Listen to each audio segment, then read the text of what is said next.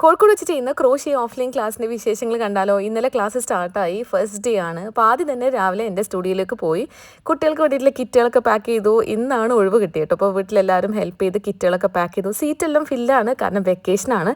കുറേ പേര് ഈ ഒരു ക്ലാസ്സിന് വേണ്ടി വെയിറ്റിംഗ് ആയിരുന്നു കേട്ടോ. കാരണം നോമ്പും എക്സാംസ് ഒക്കെ കഴിഞ്ഞപ്പോൾ എല്ലാവരും ജോയിൻ ചെയ്യാൻ റെഡിയായി. അപ്പോൾ എൻ്റെ വീട്ടിൽ നിന്ന് ഈ ഒരു ക്ലാസ് എടുക്കുന്ന വീട്ടിലേക്ക് 1 മണിക്കൂർ ദൂരമുണ്ട്. അപ്പം രാവിലെ തന്നെ നേരത്തെ ഇറങ്ങി ഇവിടുത്തെ അറേഞ്ച്മെൻറ്റ്സ് ഒക്കെ ചെയ്ത് കഴിഞ്ഞു. കുട്ടികൾ ഓരോരുത്തരായി എത്തി തുടങ്ങി. അപ്പോൾ ഫസ്റ്റ് നമ്മൾ സ്റ്റാർട്ട് ചെയ്യുന്നത് എപ്പോഴും ക്രോഷ്യയിലെ ബേസിക് നോളജ് വെച്ചിട്ടാണ്. Different types of yarns introduce ചെയ്യുന്നതും ഓരോ യാൺസ് വെച്ചിട്ട് എന്തൊക്കെ പ്രൊഡക്ട്സ് ചെയ്യാൻ പറ്റും, അതിൻ്റെ ഡിഫറെൻറ്റ് ടെക്സ്റ്റേഴ്സും കളേഴ്സൊക്കെ ഇൻട്രൊഡ്യൂസ് ചെയ്യുന്ന ഒരു സെഷൻ. അടുത്തതായിട്ട് ഇവരെ ബേസിക് സ്റ്റിച്ചസ് ചെയ്യാൻ സ്റ്റാർട്ട് ചെയ്യും. ഓരോ സ്റ്റിച്ചസും ഓരോ സിമ്പിൾസും മനസ്സിലാക്കി അവർ ചെയ്യുന്നുണ്ട്.